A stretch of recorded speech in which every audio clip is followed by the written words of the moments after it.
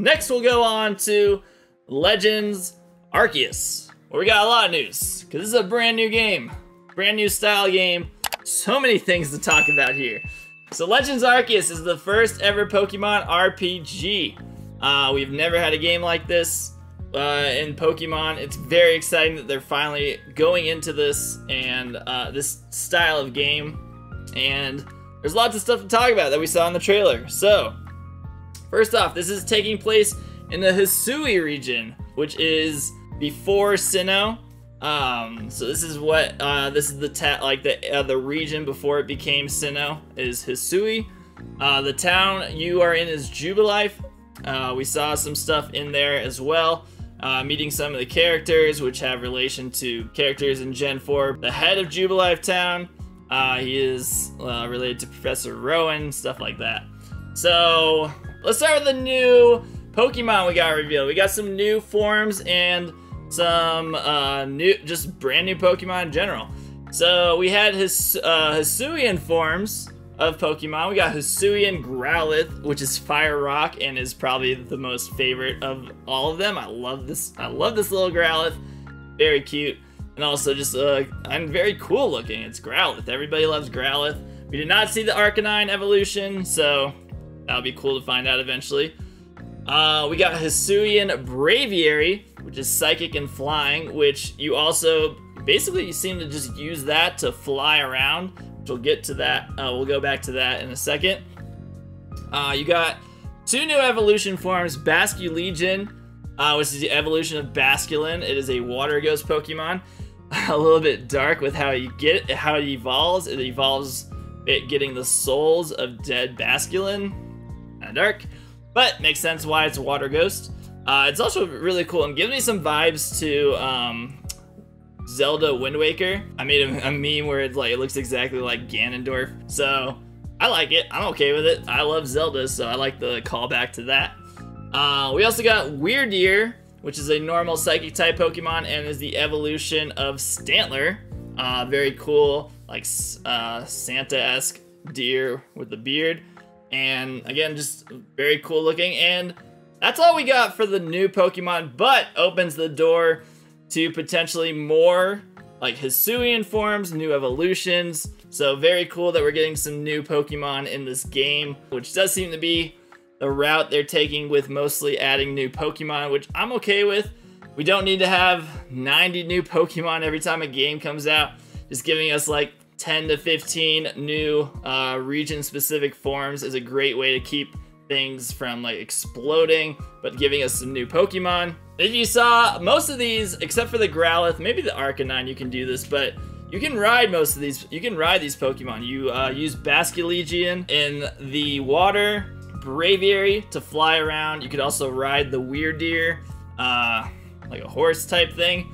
So that is really cool. They bring a callback to the Pokemon Ride feature that was in Gen 7.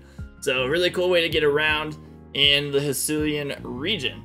So how this game is kind of working is this again is a precursor to, it's like before Gen 4. This is way back in the day. The storyline is Pokemon and people didn't really get along, and we're still like learning more about Pokemon. And in fact, you are actually building the Pokédex. There is no actual Pokédex. You are creating it yourself with the professor who gives you the Rowlet or the Oshawott or the Cyndaquil. He brought them from other regions, so we're imagining they are not in those are not going to be wild encounters in the game. Should be the only way you get them. Then you take them and you travel around, you get encounters. It's completely different. It's not like you just run into a Pokemon or you're running in the grass and the battle starts. You see these, all the Pokemon are overworld encounters. What you're going to encounter, you actually see with your eyes. Very cool. Overworld encounters, again, something that we love. And a new battle concept where basically you don't even have to battle some of them. They show videos of you going up to like a Shinx and stuff. You just throw a Pokeball and you can catch it. And that's it. And that's how it should work. Some of the early stage Pokemon, you don't really need to battle them to catch them. You should just be able to throw a Pokeball and that's it. You're done. Moving on. So Very cool concept there. Some of them you can engage battles in, but the way you do it is basically you throw your Pokeball with your Pokemon in it at the other Pokemon to instigate a battle. It's not really, it doesn't like start a battle scene. It's just like, that's the the battle starts right there, which is really cool. Also, the Pokemon can attack you. So that is another really cool concept in making this more like a realistic type thing instead of whenever you run into a Pokemon, it like waits for you to do something. It's not gonna just let you sneak up on it. It's gonna like attack you and try to hurt you instead of like running away or something like that. It's not scared of you. You should be scared of it. So you can actually be knocked out by Pokemon, which is a really cool idea. Again, it's something that we've never had before, so really more realistic type battle style with these Pokemon that aren't just gonna, they're not all gonna be friendly, and you don't know what it's gonna be. This is things you're collecting in the Pokédex for, so you'll learn as the game goes what Pokemon are afraid of you, or friendly to you, or angry towards you. It's really cool stuff. We also have a new type of battle style. They're called like an action order. So you can either go strong style or agile style. Strong style means that you just, the kind of normal one attack, it's your turn, you attack type thing. You're slower, so you don't get to attack as often. But strong style increases the power of your attacks, so you can maybe knock out the Pokemon in one go. Or you can go agile style, which allows you to do like 2 or 3 turns before the other Pokemon gets to move. So then you can kind of set up on it. It does cause your attacks to have less power, but again, it allows you to use multiple attacks before the other Pokemon gets to go. So really cool. It adds a new strategy effect that we've never had in these games, so really cool to see how that all is going to work. Other things with battling, we saw boss Pokemon, which was a very cool thing. They had like a little red symbol next to their name, and that indicated that they were a boss Pokemon. So we don't know if there are only going to be very specific types of boss battles where they're set, they're always going to be there, it's always the case, or if it's totally random. If you're just like kind of going through an area and suddenly you see just a giant Luxray, and you're like, oh man, that's a boss Luxray, and maybe you're not ready to battle it, or maybe you are and you try to battle. It's like, I'm hoping it's a very tough thing. The idea I get with Breath of the Wild with the Lionels, they're like, those were set in certain areas. I didn't like that part. I kind of wish you would just randomly find them in some spaces.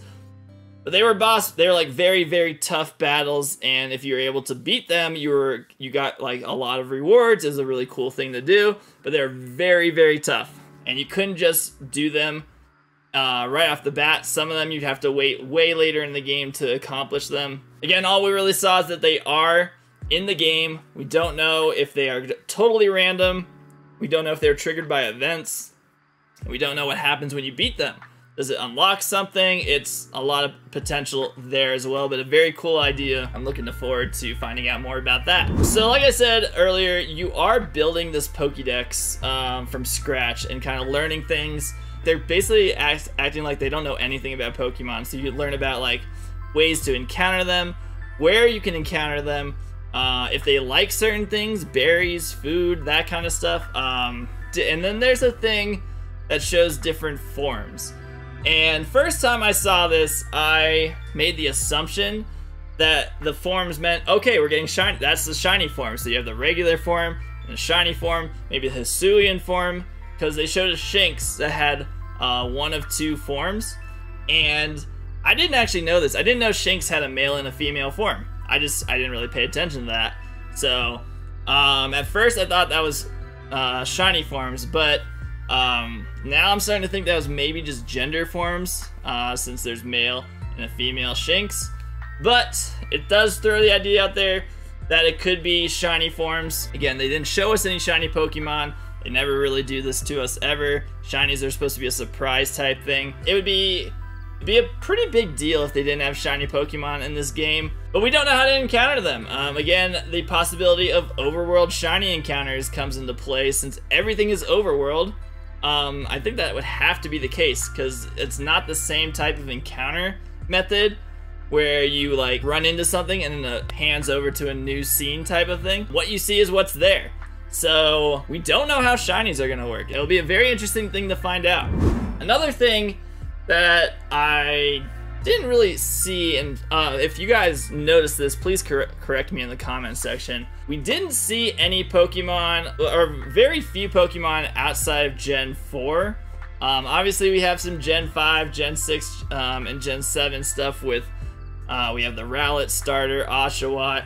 We have Basulegion, which means that there is Basculin in the wild, so we get those. And then Hisuian Braviary means that there is a Rowlet, so we got some. We didn't really see too many other outside of Gen 4, so we didn't see any from Gen 8 to my knowledge. There was the mention of Galarian Wheezing. There's a building in Jubilife that has the Galarian Wheezing tower shaped thing, but no actual Pokemon. So we don't know if Gen 8 or or like what else is in this game. Obviously we didn't see all the Pokemon. We have no idea what the Pokédex number is for this game, so we'll find that out. Another thing, we didn't really see anything in the lines of breeding.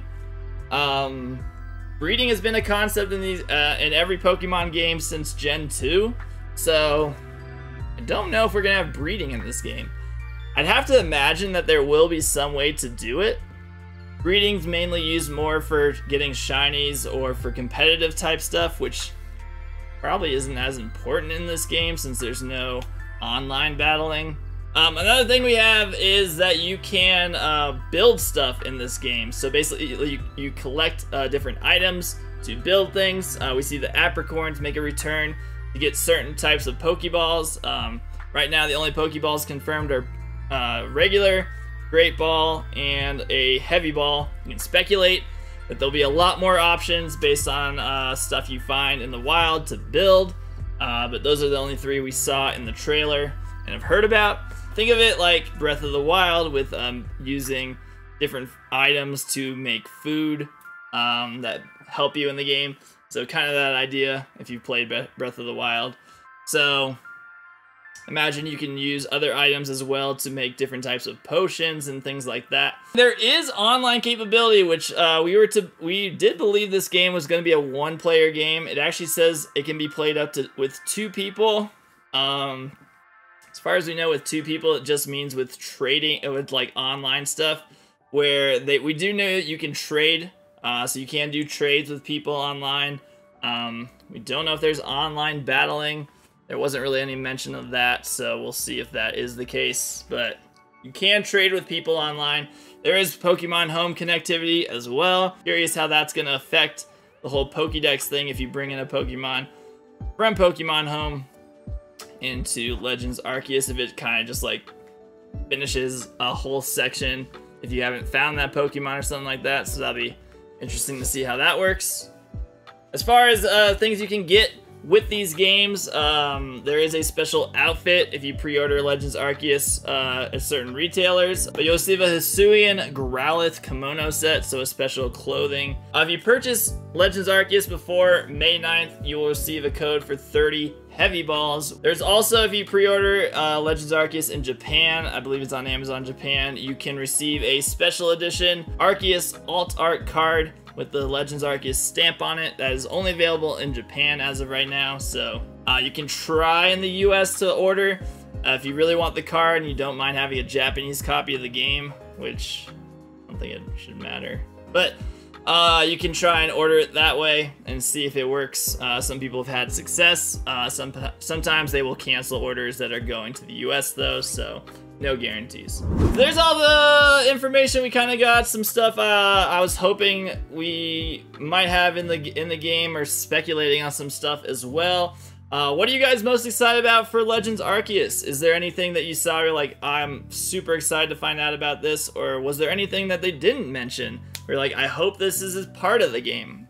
So let me know in the comments below anything like what you're excited about, what you hope to see. Maybe some things I missed. I'm very excited for this game. I am going to play this so much. So make sure, again guys, hit the like button, subscribe if you're new. There'll be tons of BDSP and Legends Arceus type videos coming here. I also talk about a ton of Pokemon TCG stuff, so if you're into that as well, make sure you're subscribed so you get any type of videos on that.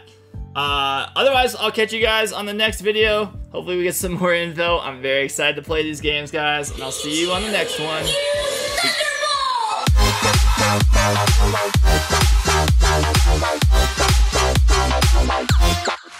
Square.